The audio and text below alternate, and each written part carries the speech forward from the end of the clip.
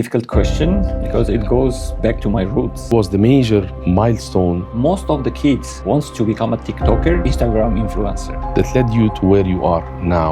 I had a dream, change my life. Although my father was my inspiration. If you fail, try again. Try again, No, yeah. usually knowledge comes when you suffer. So what's your opinion about the velocity, the speed of the response for It's a great question. one-time apocalypse? If it happens, People do not realize hackers are stealing your data. Don't be so much grateful that nothing bad has happened.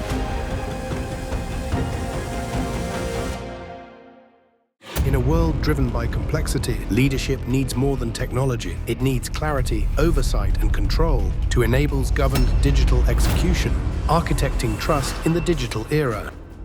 FIG Solutions lead with confidence.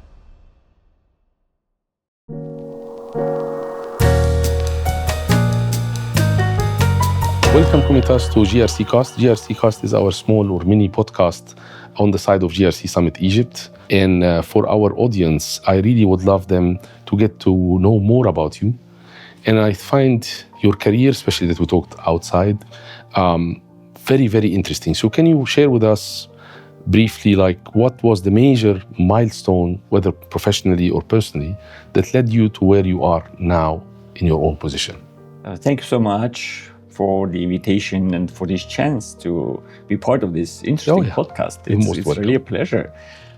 Actually, this is a bit difficult question because it goes back to my roots. I'm a simple human being, and when I look back, I can say the following. I had a dream. Oh, nice. Which was a big one. I was thinking I should end my career being a famous astronaut. Oh, I love that. I wish I can do that, man. That's nice. Actually, it was my dream. But later on, I understood that I'm far away from my dream, although I was working hard. But let me just draw a line between my dream, which was like some 40 years ago, and dream of current kids. Oh, yeah. Now, most of the kids wants to become a TikToker or Instagram influencer. Influencer, for sure. It's a good thing, but can we make a parallel with being an astronaut or a TikToker? Only one thing is, let's say, in common. That one in, let's say, 1 million or 10 million people would be a successful astronomer or a successful TikToker or let's say, influencer. It's not everyone can do it. But aside from that, to be honest, one is a very big dream and has a lot of science backing it. And the other one is like just to be trendy or populist. Yes, I agree. So it was my dream, and I started to develop my dream. But later on, I found that I'm really a fan of physics. Starting from the school, I was interested in different types of electrophysics, like as my elder brother was electrical engineer. And at the 6th grade, I had already my table with small items like transistors, some microschemes, and I developed my own I can relate to that, FM to be honest. radio. Oh, wow. Which started move me forward in that direction.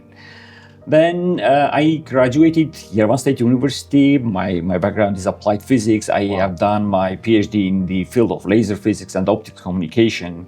But one particular moment changed my life in a good direction. Although my father was my inspiration, he was thinking about my PhD thesis more than I was thinking, because he was pushing me, because it was his dream to become a scientist, to become a doctor, and he didn't manage to fulfill his dream. So he was pushing me, like I'm getting that it was his dream, but although it became my your dream, which is really powerful. When you have someone who is pushing you, but also standing on your shoulder, supporting you to go further. You made me super curious, because this is all about applied physics and becoming, and I'm an engineer, I'm a computer systems engineer, so I know where you're coming from. But like, how did you end up in like GRC basically? Let me share my own career path. So I started my career at the American-based company, technology company, and we were doing different types of research about the optics communication, about fast communication system, because the capacity of optical fiber is almost unlimited, but currently technology can consume only some 20% of the capacity. So we were trying to build more powerful high-speed telecommunication networks. Some 5 years working at the American company, I moved to the Central Bank of Armenia. And my first duty was the implementation of ISO 27001 standard. I'm pretty sure you are. Cybersecurity, yeah, like information security management system. It's a whole system. It's not only about information security. It's about governance. Yes. It's about the board decision about how you treat your information. It's not just technology, it's organization, processes, and technology is, of course, embedded. Completely but like the whole agree thing. with you, and unfortunately, some people are thinking that it's only about cyber. In fact, like 10% is about information or cybersecurity, 90% is about overall corporate governance, which is integral part of information and cybersecurity. In fact, working at the information security department for 1.5 years, implementing the standard, I would say successfully implementing, then I've been appointed as head of IT audit division, which was completely new era for me. But as I learned from my father that you need to work hard, if you fail, try again. Try again, No yes. matter, there is a saying, ever tried, ever failed, try again, fail better. So Fail forward. Yes, this is the agile statement, fail forward, yeah. This is the right way to go to success. Because what is success? Success is the ability to go from one failure to another without losing interest to move forward. Yeah. So you cannot try one thing, and even if you try one thing and succeed, it will not turn to knowledge. You need to fail, you need to learn something in a hard way, otherwise you cannot it can be a nice story that I have done this, I have tried this, and I have succeeded. Yeah, I know what you mean. Usually, knowledge comes when you suffer. Yep. When you put lots of efforts to learn something. In a world driven by complexity, leadership needs more than technology. It needs clarity, oversight, and control to enable governed digital execution, architecting trust in the digital era. FIG Solutions. Lead with confidence. So after the 5 years working at the head of IT division, my boss, my former boss, who was and who is a really great man, he's my friend, he said, Komitas, you are excelling only on technology. Because for me, technology was the interest from the beginning. Yeah. But he said, would you think to mix the technology with something else? Like corporate governance, like more broad, more GRC, enterprise risk management, or even more. And back in 2012, there was an interesting program, actually it's running up to now. One Armenian guy who recently passed away, an amazing guy, and sponsor who is sponsoring 15 people from different sectors of Armenia, especially from government and central bank considered to be part of government, although central bank is independent institution. So I had a chance to continue my education, which has been started in 1991, like after some 20 years. I was going to say, yeah. Yeah, after 20 years, I understood that technology is not enough to be powerful to understand lots of other things. So I went to US to study public policy and public administration at the Tufts University, which really was a game changer for me. Before that, I was tech guy. After that, now I'm looking from the same thing, from different perspectives, from much broader perspectives. You gave me like multiple entry levels, but unfortunately, multiple questions. Unfortunately, our time is very limited, so I'm gonna have to ask you like to give us a little more brief answers to the next couple of questions. Sure. First thing is like, welcome to Egypt. Also, I heard that this is your first time, and welcome to the GRC Summit. It's also your first time. What is one thing that sparked your interest right away when you came in? Whether it's about Egypt, whether it's about the GRC Summit, or whether it's about something that was said on the stage.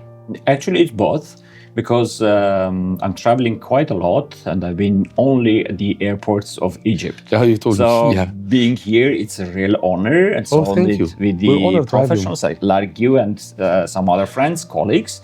And GRC, in its turn, is part of my passion. As a human being, having a slogan, let's make this world a better place to live, yes. I'm available and flexible to bring my humble contribution to any GRC summit. So whenever you need me, we're happy I'll be happy you. to join you. I will, as I told you, we have a limited time, so I'm pushing a little bit the questions faster, and I apologize for people seeing us that I had to push faster for the time. One thing that's very interesting, because you work in Armenian Central Bank, and you also help, you told me you helped the IMF with some missions, so you have a broader knowledge on central banks in multiple countries. So this is not just about Armenia. Yeah. And by the way, just side note, I think we talked about this, but a lot of Armenians lived in Egypt and still live in Egypt, and we love them. So you're in your second country, literally. This is not just a compliment. It's a pleasure to hear that. So thank you for coming, and also please feel welcomed here. And anytime you come back, this is your country too. I just wanted to ask you about your experience with central banks. How do you see the velocity of regulations and implementation, and also whether, creating the guidance or giving regulations so people get penalties, or with the current threat landscape?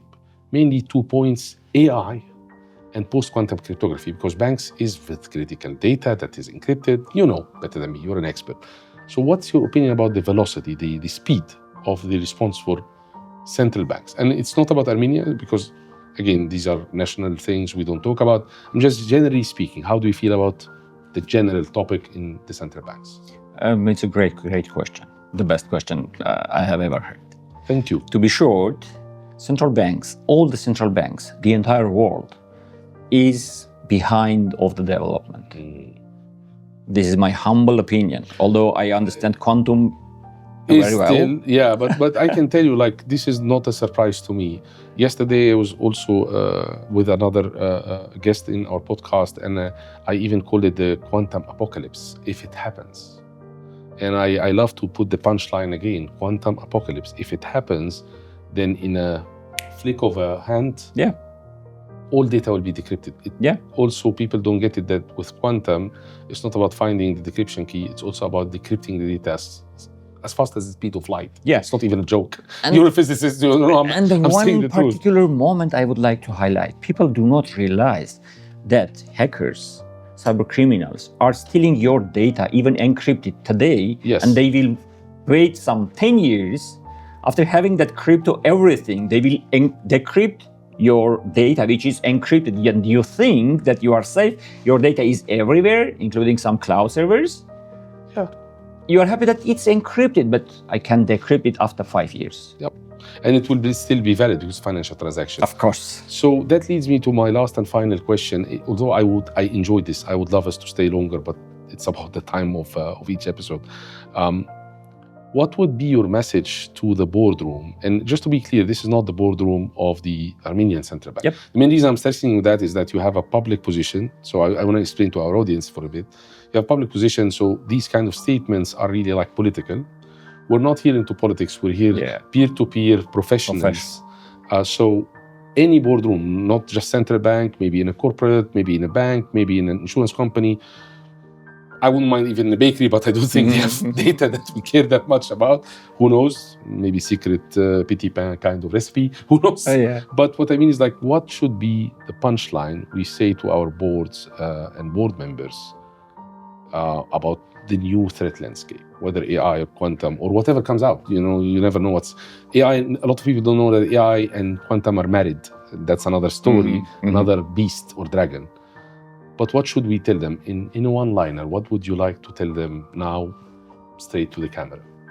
I would love to tell them, guys, don't be so much grateful that nothing bad has happened in history. I cannot thank you more. I cannot thank you more.